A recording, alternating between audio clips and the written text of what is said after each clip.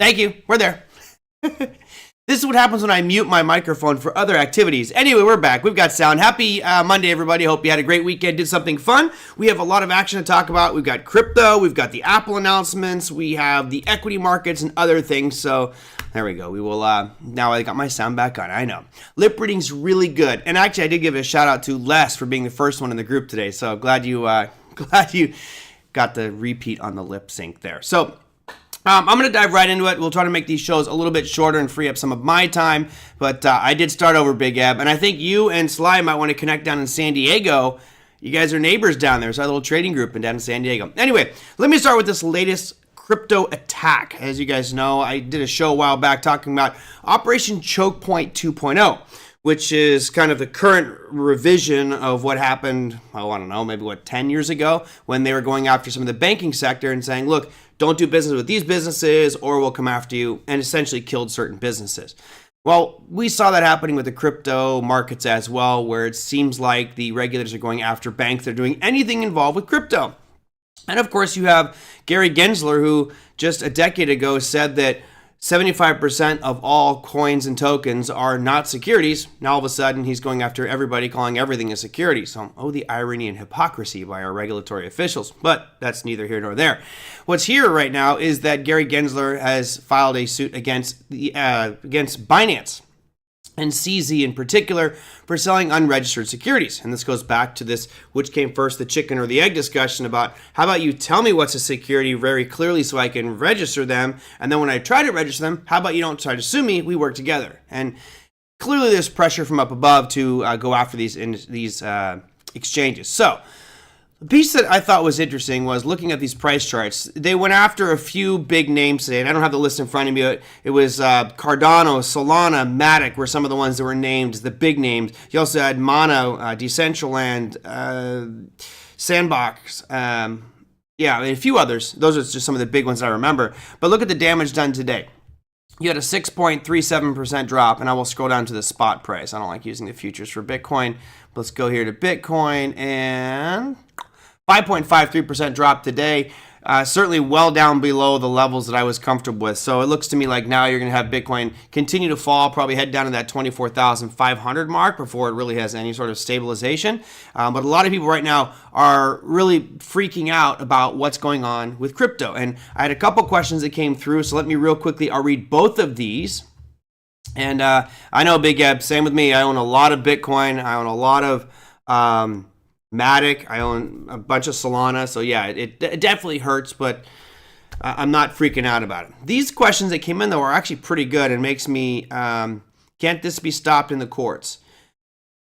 Margaret, that's a great question. And I'm going to just go off of personal experience from what I witnessed with what OTA went through with the FTC.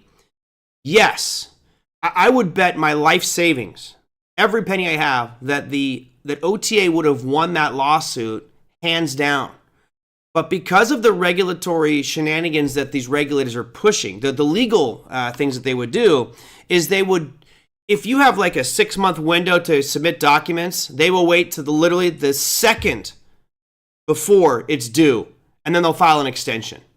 And they just try to bleed you to death. So what happens in these situations is, yes, Binance could go after, and same with Coinbase, could go after the SEC, but it would get stuck in a court of law and cost them hundreds of millions of dollars to litigate this and ultimately bankrupt the company that's trying to defend themselves. So this is my argument against why I'm really having a hard time with regulators, is what I saw happen with OTA. OTA would have won that lawsuit. However, it's just best to just get it out of the way and pay the penalty and move on and start your business. Otherwise, you will die in court. You will literally die in court trying to fight this battle. So Binance will probably settle here, but there's a bigger question. And let me read these two real quick for you. Mike says, I have crypto at Binance.us. Should I move it considering the lawsuit? And then the other question was from Brendan, who says, is Binance the next Terra Luna? Oh boy, let's not put those two in the same sentence. If anything, Binance might be, and I say very loosely here, might be more similar to FTX, not Terra Luna. Terra Luna was, I want to say this, like an orchestrated Ponzi scheme in the way that it was constructed. Binance is an exchange, and one of the issues that they have is that they're commingling customer funds with theirs. That's the same problem that FTX had. The difference here, and why, to answer Mike's question here, I have crypto at Binance.us. Should I move it considering the SEC lawsuit? I don't think you necessarily need to worry about it specifically, that it's going to shut down Binance. They're going to pay a pretty hefty penalty probably here sometime soon for this. The question now would be, are they illiquid, and are those statements that they've issued, proof of reserves, trustworthy? And I believe that Binance actually does have the capital and has not been trading customer accounts, at least not to the extent that FTX was. So the simple answer here, Mike, you said, I have crypto at Binance.us. Should I move it considering the SEC lawsuit? The simple answer is, if you're nervous about it, move it. I will tell you, I have a sizable position of Ethereum sitting over at Binance earning yield right now. Even though I feel okay with Binance, I'm still going to move it off. I really want to move that off and get it in my own possession. Now it's a question of, where in the heck do I move things? You guys heard over the weekend, the Atomic wallet got hacked. That was a non-custodial wallet where you keep your private keys, but there was some exploit that happened, and all of a sudden, Bitcoin disappeared out of those wallets. Okay, now that's not a safe place to keep it. You heard about Nano Ledger, which is now allowing potentially back doors for someone to get into your ledger and steal your private keys, including government officials. That also makes you unnerved about where to keep your crypto. So the biggest challenge I have right now is, where do you put it? Where are you going to move this to? Certainly self-custody is probably the best way to go, but which self-custody? Do I use the June app, which is open source? Do I use the Trezor Model T, which is open source as well, or do I just kind of risk it and go with the Ledger? At this point, I'm probably going to stay with my Ledger, but I'll be moving things over there just because I'm nervous about more regulatory pressure on exchanges. I don't think they're going to go away. I think Binance is here to stay, but there could be some, let's just say, a little bumpiness over the next couple years with regards to what's going on. So I would move it if you're not comfortable. It's not going to hurt you at all just to get it out of there just in case. And then to Brenda's point, the Terra Luna, I wouldn't equate these two to be the same thing. If anything, it's more similar to FTX. But when FTX happened, from what I've read and the statements I've seen, Binance was on the up and up, right? They had segregated accounts, it seemed. It also had audited records of it. So I can go out here right now. Let me quickly show you this. I can go here to cryptocurrency by market cap, right? Scroll down here, and I think I can click on exchanges up here. And when I click on Binance, you see it's got this like little pancake looking thing or hamburger thing with a check mark. That means that that's the proof of reserve. So they have proven that they have access to all of these addresses. So this is the $62 billion of assets that Binance has. Well, these are the locations. So unless this is totally fraudulent, then this should be fine. Now, that said, if for some reason they come to find out that these wallets here are not actually Binance's and they're just putting up fake wallets to make it look like they have money, then I think the sky is going to fall. But I don't think that's going to happen. I think it's actually fine. I think that Binance is going to pay some fines here, and we'll see how it shapes the regulatory landscape here in the U.S. for crypto. But it's not really a good sign that the SEC has gone after all these exchanges.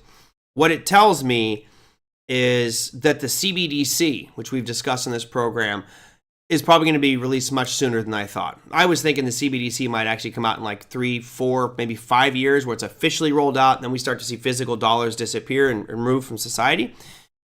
Interesting thing about this is the more that they get rid of these exchanges and cryptocurrency as a whole, it gives them the fair playing field for themselves. It gives them the monopoly with regards to those. So more and more pressure. I move everything off Atomic and Binance. Yeah, Joachim. Did you get caught, Joachim? Did they take any of your... I know you had some on your Your Atomic, did you have anything get taken from you? I hope you didn't. Because we talked about it in class. It was like, you had Trust Wallet. Trust Wallet might be a really difficult name here if something happens. Trust Wallet, Atomic, you have MetaMask. These are all self-custodial wallets, or not non-custodial as they call them. Just kind of scary out there. Where do you park this stuff? But that's the big news. Again, going after some of these cryptos that I hold. So let's just real quickly look at some of those. I know a lot of you don't trade crypto. Cosmos was another one they went after. That was down 6.92% today. This is one of my personal favorite projects out there, and just looking flat and dead in the water right now. What else did they go after? They went after Cardano, which would be ADA. For some reason, it's not scrolling here. There we go. Here's Cardano, which is down 7% on the day, but Cardano has been just kind of dead for quite some time. Solana was another one they went after. Here's SOL, which is SOL today. Just really been going flat. So, in the grand scheme of things, even though the security has gone after them, it's not that bad. I really would have expected that the SEC going after the largest exchange in the world would have had a bigger impact to the downside. So I think personally in the long term, this will present a buying opportunity. At some point, probably next year after the election, we will get a change of leadership and maybe some more favorable policies towards digital assets. Certainly want to weed out the riffraff garbage like Pepe Coin and Shiba Inu and garbage like that. The Ben Coin or whatever that BitBoy Crypto is. Get rid of that garbage. Pulse Chain and Hex Coin. Get rid of scams and keep some legitimate projects out there working. So that's your latest attack is the SEC and Gensler, and we'll see over the next couple of days what the response is from Binance. They, of course, deny everything, and it'll be a battle for sure. All right, what questions did you guys have here? So, Skills Document, why attack after attack? The powers that be are becoming very afraid of new... Of course they are, Skilled Stocksman. Absolutely, 100%. You have a competing alternative to the monopoly system that they control.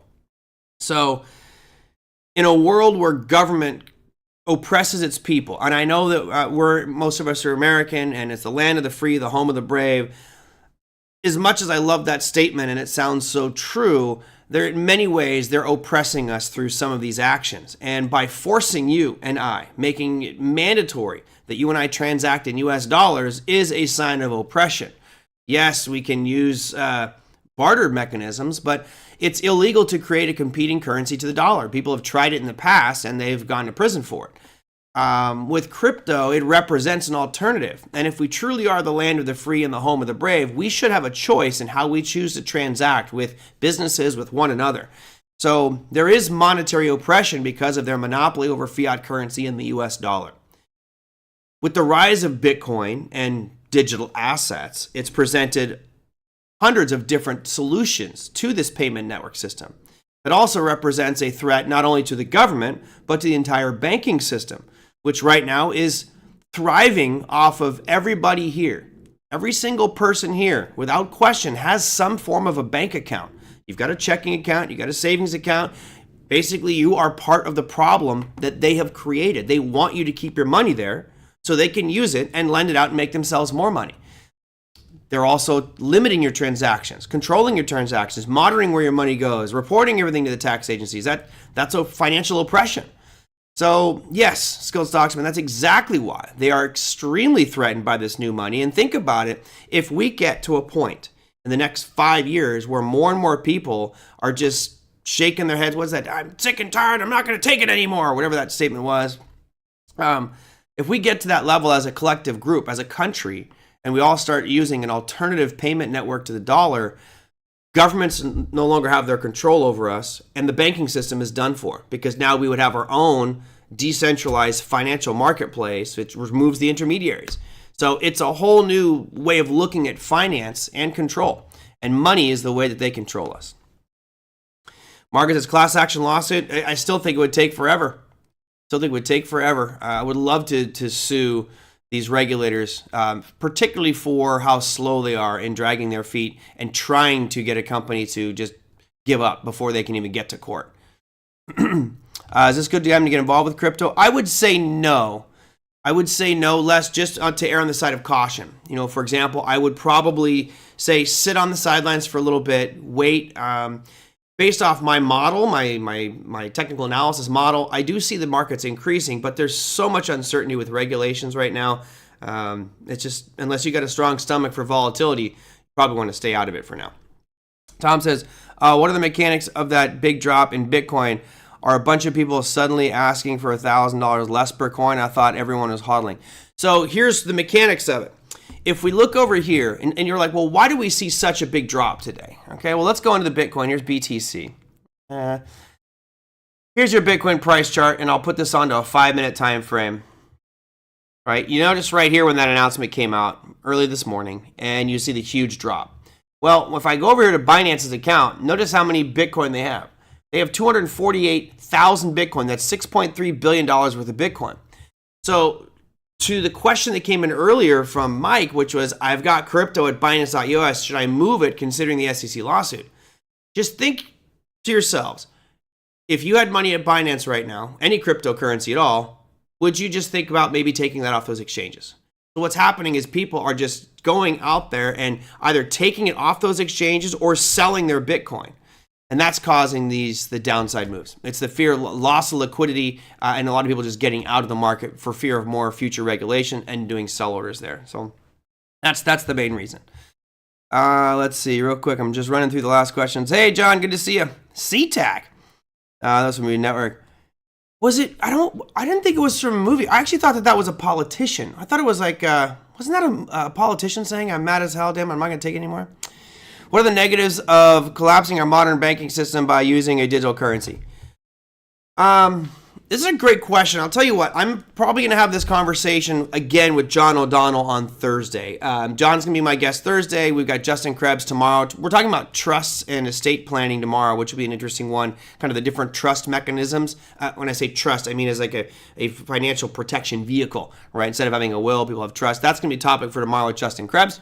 And then we'll have John O'Donnell on Thursday. And no show on Friday. I'm going to be teaching with Larry over at UCI. So my apologies, but no show on Friday. I get to entertain the youngers. No, it was from the movie The Network, huh? I thought it was some president said it, but maybe it was The Network.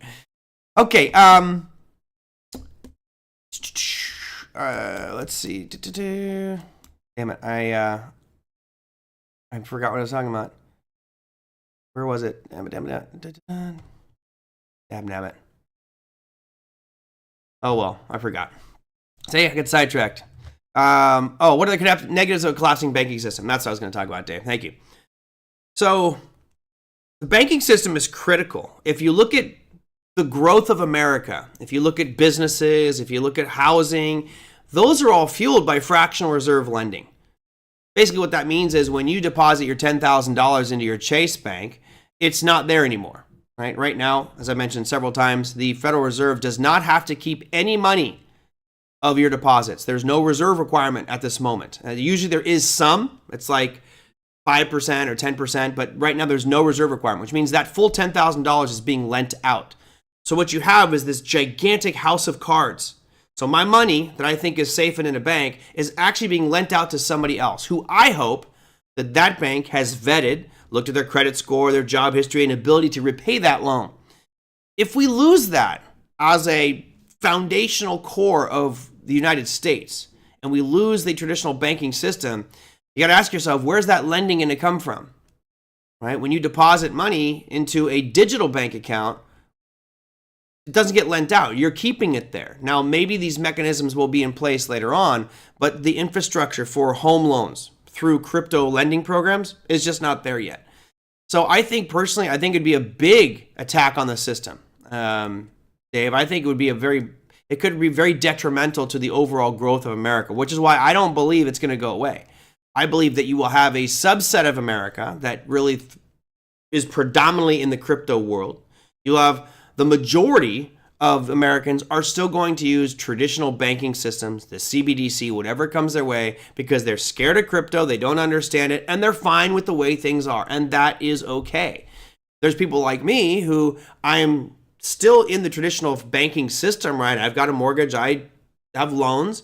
However, if I can, I'm going to try to throw as much capital into a decentralized world, get it out of government control, and be part of an alternative financial system, which I think is a much better, fair, transparent, reliable system than the current fiat system. So ultimately, if we got rid of the traditional banking system altogether, I think it could kill America. I think you don't have the money to fund growth. You wouldn't have all these people buying homes. You wouldn't have people getting small business loans because the banks just wouldn't have any money to lend out, right?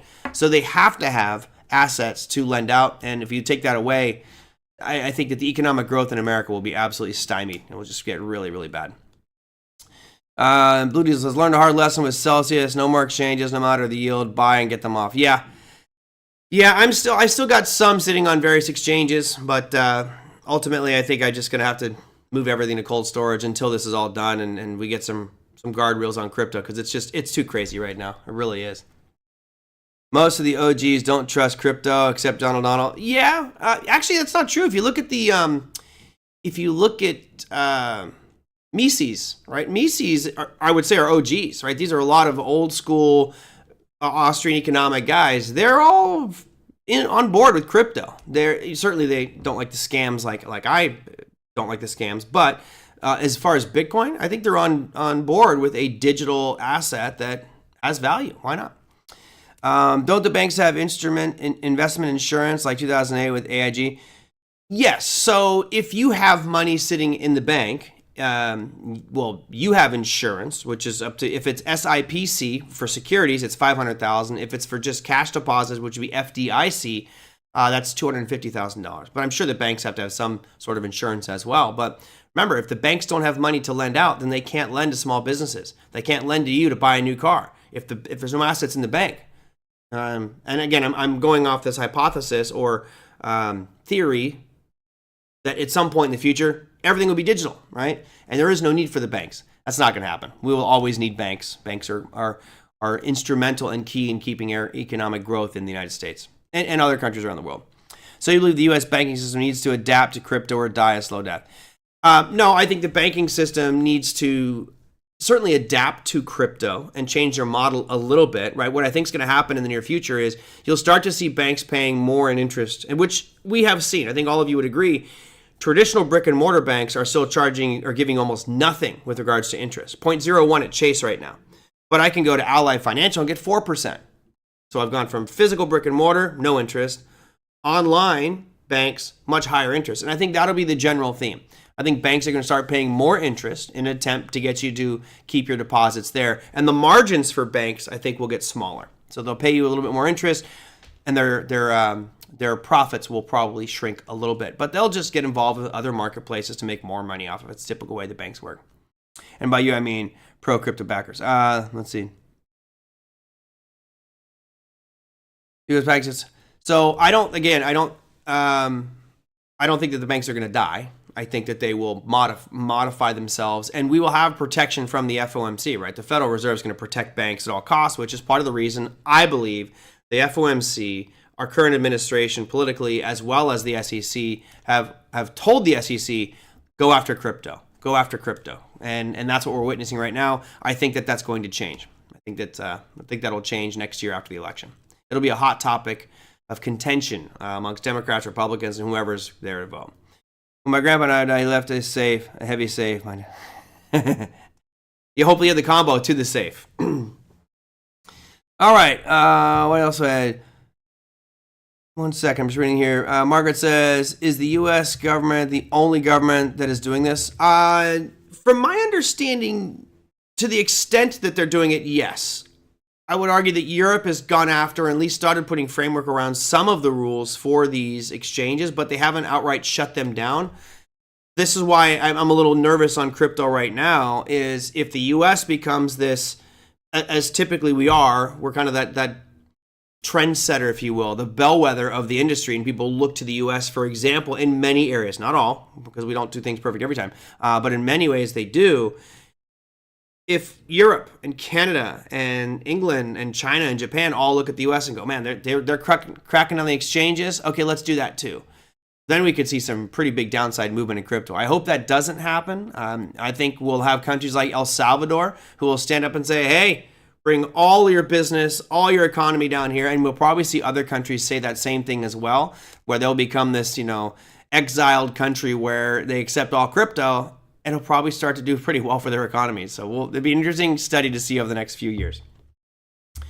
What do you think of credit unions versus banks? Any differences? I don't know the mechanical differences, believable direction between your traditional banks and credit unions. So I can't make that statement. I defer that to the experts in that industry. But I've always been with banks myself. But I have friends that work for credit unions, and they say that they're better than a traditional big bank. But I can't make that statement. I don't know.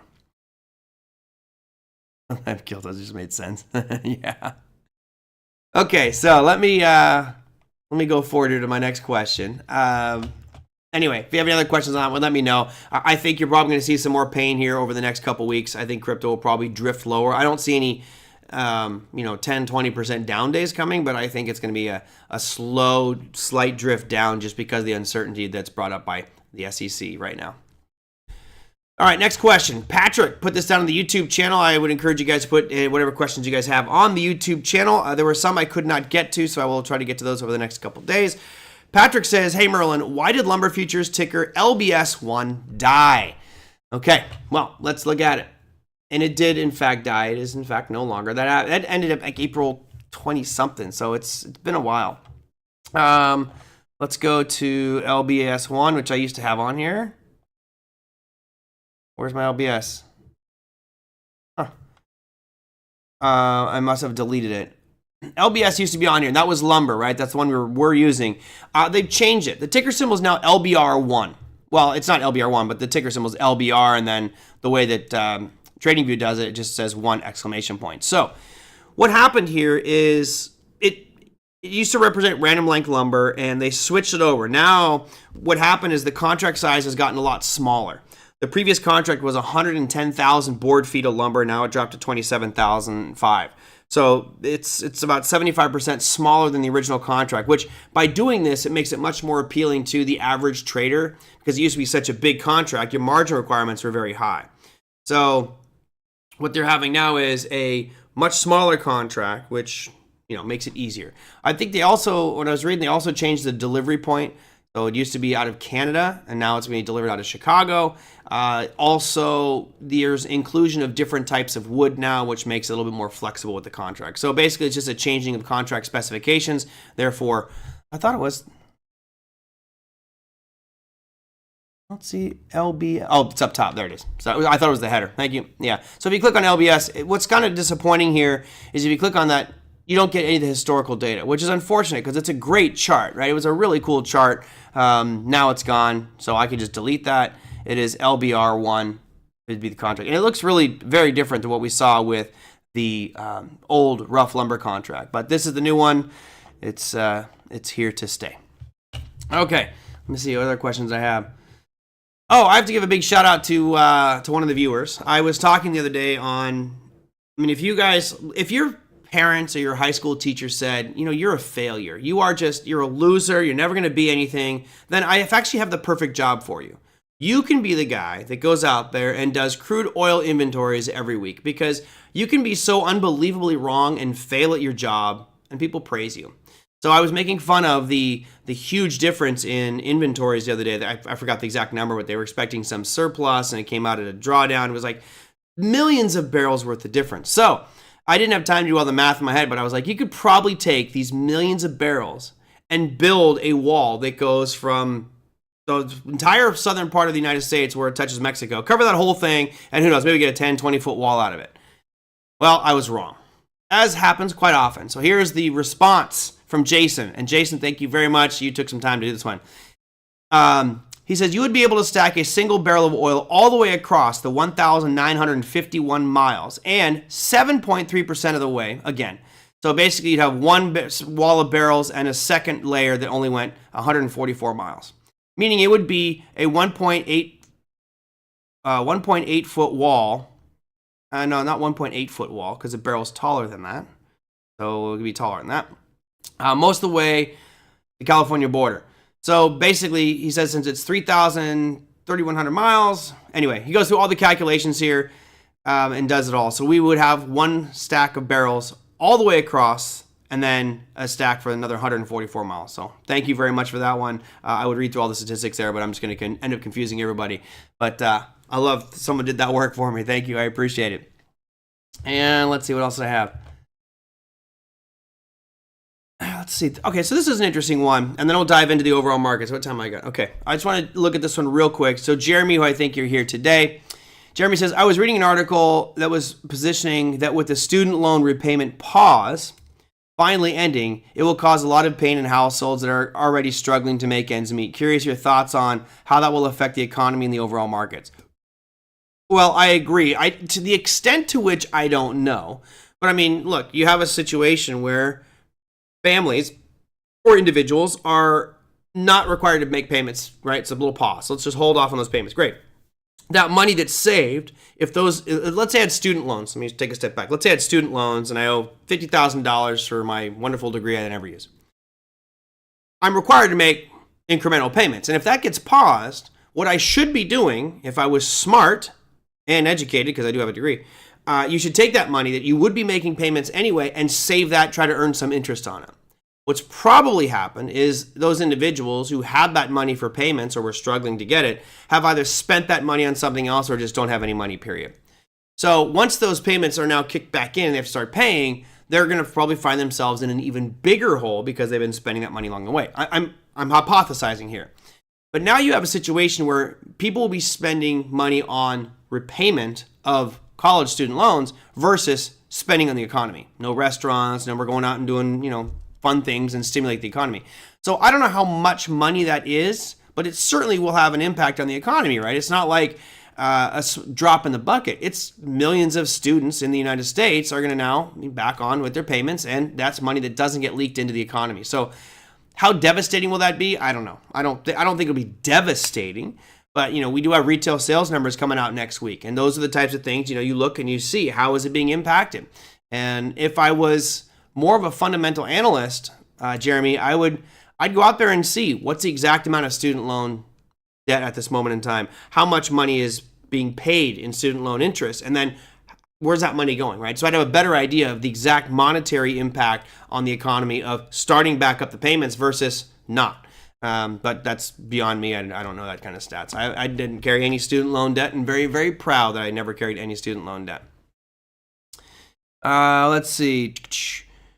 Meteorology is another one, but a degree required. It takes work. Yeah, John, to be wrong all the time. Yeah, I want to be a weatherman here in Southern California. I want to be a weatherman in Irvine, California. It's like temperature's gonna be 73 degrees tomorrow. Just put down the microphone. Done. It's pretty much 73 every day. Done. Over and over. So Jeremy, it is interesting. When you look at that, when I talk about the example of opening up a watch and looking at all the different components in there. This certainly would be one of those because you're looking at a lot of money that's not going to be spent in our economy. It's going to go back to mortgage repayments, or student loan repayments. So that's an interesting one. Yep, and again, Liz, that's the point I was making. Like if you look at the retail sales numbers for the podcasters, Liz says, I read an article that restarting student loans will likely hit target's revenue.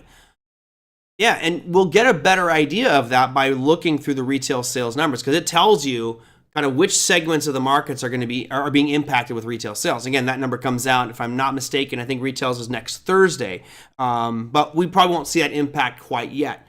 Again, you have to wait a couple of months till this gets started back up, and we can see where that money is getting pulled out of in that retail sector, and that may create some investment opportunities as well. But I'm not saying I don't think that's going to be the piece that shoves us into recession. I don't think that's that major, but it certainly will have an impact on some businesses. And I agree, Target, Walmart could have a big impact, be impacted by that as well. All right, let's go look at our overall markets for today because there was some nice swings. We'll start at the bottom. We already mentioned Bitcoin, which just got slaughtered today. That 26,665 number is now gone, so I'm not feeling very comfortable about that one. Again, I think you're looking about 24,500 as our next stop here. I'm just going to bring this line down to 24,500 because that's where I think we're headed. We might hit that we might hit by Friday the way it's going. That was your sixth place Russell 2000, which gave you a little bull trap here. Went up above this yellow box one day and now came right back down into it. So, Tom, we talked about that one the other day. It's like, yeah, I think you're okay. I think it's going to just come right back into it as it did. It was too much of an extended move on Friday. You're at 1809 right now, drop of 1.36% on the Russell 2000. Number 5, Dow. All right, Dow still to me uneventful, uninterested. I'm not touching it. I haven't traded the Dow futures in years, honestly, so I really don't even care. The only reason I put the Dow on here is because some of you like the Dow and want the analysis. So Yeah, I've not seen it. That was down 0.59%. S&P. Right, this was the one that I'm most interested in because it's going to impact me tomorrow. You look at the way it moved up. We talked about it hitting this overhead supply level, which goes from, yep, exactly, Tom. You're at the high end of the range, but still, the yellow box, you're back in. Keep your eye on the S&P tomorrow. So I thought we'd see a bit of a sell-off today, right? We hit that overhead supply. Well, we got a spinning top, which is this little tiny candle you see right here. 2 huge, big bullish days, followed by a little red candle and a long topping tail. That's usually a fairly bearish sign. So I would be looking at it, I think it's going to be a red line here, and saying if we start to drift down below 42.73, I've got some short opportunities. So I actually have an alert set on my computer. So if I get that some point tonight, I may, in the wee hours of the morning, jump up and start shorting this thing if it breaks below 42.73. Because right now, I think you've got a nice little reversal potential pattern here. In supply, hesitation. Here comes a correction. NASDAQ was your positive one. Similar picture to the S&P. The big challenge here is it's really not in supply yet. Right? I have that big yellow box there, which actually is not really well drawn. This is a giant zone. I am much more tight with my zones. I know people draw them very differently, but my zone is somewhere around there. So that's way up there. But we're getting towards where some people might look at a supply zone, and you have this kind of indecision candle today. Looks similar to the one on the S&P, but it's green. Yeah, we'll talk about Apple here in just a second. That was your bronze metal finisher. And then you have your gold. So it wasn't looking so good earlier in the day, but I think with the Binance thing, it started to pick up a little bit of momentum and looking good. Gold and silver recouped some losses today. There's gold. You see, started off weak on a gap down, then had a nice little move up. Here's SLV, just so we can see a comparison. You know, SLV was way down and then started to rally back up. Still down 0.23% on the day, but not that bad. And I think the run from crypto might cause commodity prices to surge here a little bit. And your best performer, crude oil, up 0.57%. But as you may have read the headlines today, there you go. Find support as Saudi Arabia cuts crude production. We talked about that. I mean, I mentioned the Saudi Arabian minister said, you're going to get, those who are short are going to feel some pain. I forgot what his word was. I think he said ouchies or owies for those who are short. Awesome, man. I'll tell you what, next time you hear the Saudi Arabian foreign minister speaking on what they're going to do with the price of crude oil and production, listen, he said that one last week. He basically said, I'm giving you a warning here, and it shot up big today on that open and then gave back most of those gains. So pretty much right to that blue line at $75 and not a bad day. Let's see. It will be a short-term reversal if it is. You mean with Big Ed talking about on the pullback like on the Russell, S&P, and NASDAQ? I would tend to agree with you, especially when you look at how strong this trend is. Right now, the trend is just very, very, very bullish on all of these except the Dow, right? There's your S&P, there's your S&P, there's your NASDAQ, and then there was your Russell, which is starting to look better, but still consolidating. And I really don't care about the Dow. It just looks bad. But yeah, out of the NASDAQ and the S&P, if they do get a pullback, I don't expect it to be a big one either. You know, you look what's happened the last couple pullbacks. They've been pretty damn small. All right. So we just watch network. Well, it's funny because, you know, you're kind of hoping that crude oil prices continue to decline here to help fight inflation. The Saudis like, oh, you want your inflation to go down? Oh, okay, well, we're going to cut production to drive oil prices up and mess with your inflations. Someone's got to be, I'm sure our public affairs minister in the White House is on the phone with the Saudis like, dude, could you help us out here, please? Just could you not do anything with production for, let's say, 6 months? Just leave it alone. Instead, they're just playing games over there. When Biden called the prince a pariah, was going to be a... yeah, you don't insult those guys. That doesn't do anybody any good. Okay, last piece. How many of you, I'm going to type this into chat here. I'm going to start a poll, and I'm going to say, I hate typing into it. How many of you are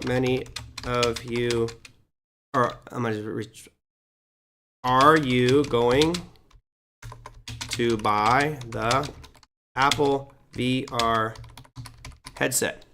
Yes or no? I'm going to throw that one there. Hopefully I typed everything correctly. Typing and doing this stuff live is all. Are you going to buy the Apple VR headset? Great, there's your poll. So I don't know if you guys saw it today. The new Apple VR headset came out, and it's an augmented reality one. So it's not like my Oculus, which is just a screen. It's actually, you can see through it. They look like ski goggles. I'll tell you what, it looks amazing. From a visual aesthetics, like, damn Apple, you guys always seem to knock it out of the park. And I bought the Oculus. I don't know if anybody here has used Oculus or VR type of technologies. I really enjoyed the Oculus. It's fun, but after a while, I just stopped using it. It's now collecting dust downstairs every now and again. I found the perfect use for Oculus, in my opinion. If anybody has one, here's a little secret. It's really heavy on your head. So when you wear it, it's like, I have the Quest 2, and the Quest 3 is coming out, which is lighter. But the Quest 2, it's so heavy that it's not comfortable like watch TV. You feel your head being pulled down.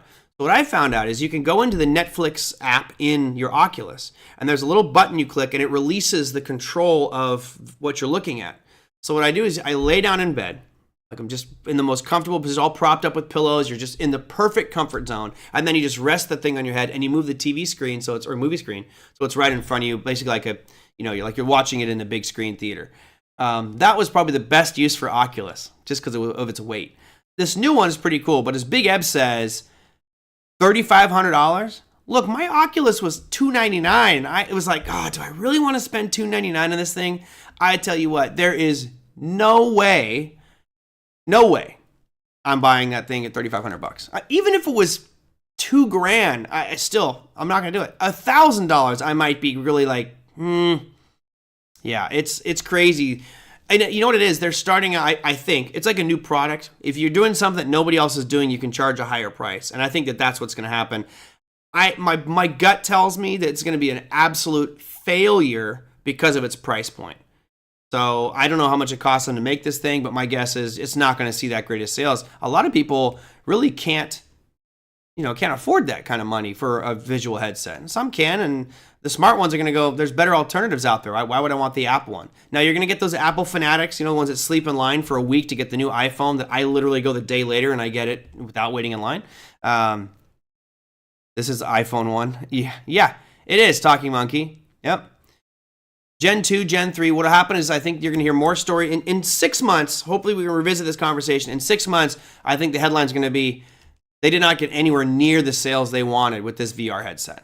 And then they'll drop their price. They'll come out with Rev 2. They'll make it look a little better, and then it'll start to get a little bit better. But, kind of the same thing with the Apple Watch. Apple Watch was expensive when it first came out, and not a lot of people bought it. But now they dropped the price point. They got better technology, and now they're doable. If you don't need it, don't waste your profits. Don't buy it. Don't buy that thing.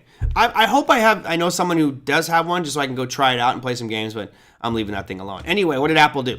This is the old buy the rumor, sell the news. Everyone was talking about this over the past week. It's, they're having this conference. Well, gapped up this morning and then gave back all those gains. You have a huge engulfing candle today on Apple. Now, typically an engulfing candle means sell-off pressure. I don't exactly believe that. I think you might get a little bit of a pullback here, but again, I can't trade Apple anyway, so no big deal.